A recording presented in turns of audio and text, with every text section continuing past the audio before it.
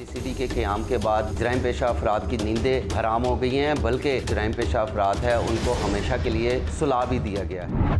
जनाबे वाला पिछले 2.5 माह में 600 लोग जान की बाजी हार गए पुलिस मुकाबले में मुबैना तौर पे।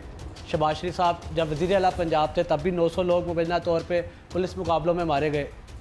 सीसीडी करके आ रही है, इसमें किसी किस्म की कोई शक की बात नहीं है कि सीसीडी के क़याम के बाद ना सिर्फ जराइम पेशा अफराद की जो है वो नींदें हराम हो गई हैं, बल्कि सैकड़ों की तादाद में जो जराइम पेशा अफराद है उनको हमेशा के लिए सुला भी दिया गया है। क्या अदालतें इंसाफ नहीं दे रही? इंसाफ अदालतों की तरफ से भी मिल रहा है और सीसीडी की तरफ से भी जो है वो मौके के ऊपर ही जो है वो इंसाफ दिया जा रहा है। इंसाफ हो रहा है? आपको लग रहा है इंसाफ हो रहा है? वो देखें, दो पहलू हैं इस सीसीडी के ऑपरेशन के।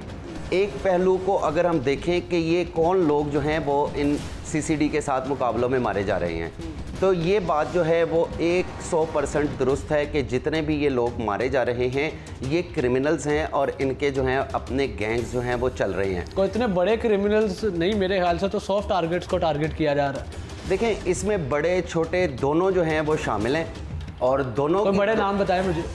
देखिए, बड़े नामों के अंदर वो बड़े मगरमच्छ तो कई बाहर बैठे हुए और कई उनकी पहुंच से दूर बैठे हुए। देखिए, आपने बिल्कुल सही निशानदेही की कि मैंने आपको बताया कि इसके दो पहलू हैं।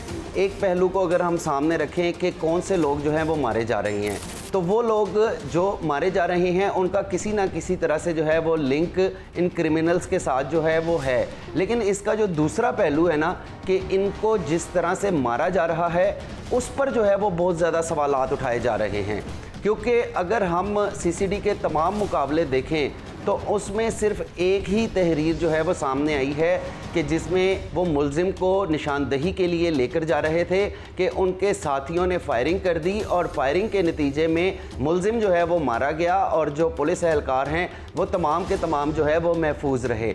तो यहाँ पर बात ये सामने आती है कि सीसीडी अगर अपने ज़ेरे हरासत मुलजिम की ही हिफाजत नहीं कर सकता तो वो एक आम शहरी की हिफाजत जो है वो किस तरह से करेगा। मैं बिलाल उर्फ भालू की जो है वो आपको मिसाल दूंगा कि बिलाल उर्फ भालू की जो मौत है वो किस तरह से हुई है। बिलाल उर्फ भालू इस वक्त जो है वो जेल में मौजूद था। जेलों से जो कैदी हैं उनको निकाल कर जो है वो बाहर लाया जा रहा है और उन्हीं को ही जो है वो मारा जा रहा है।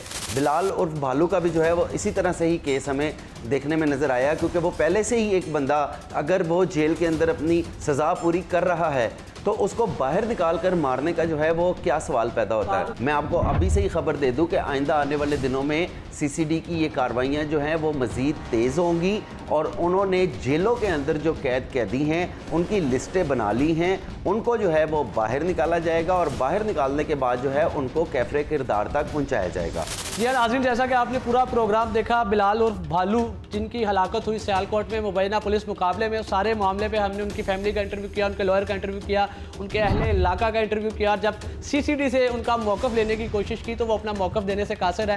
पहले तो उन्होंने हमें बुलाया इंटरव्यू के लिए, लेकिन जब उन्हें पता चला कि हम मामले की तह तक जा चुके हैं तो उन्होंने अपना जवाब देने से, अपना मौक़िफ़ देने से, अपनी राय देने से और अपना इस सारे मामले पर स्टांस देने से माजरत इख्तियार कर ली और किनारा कशी करते हुए नजर आए।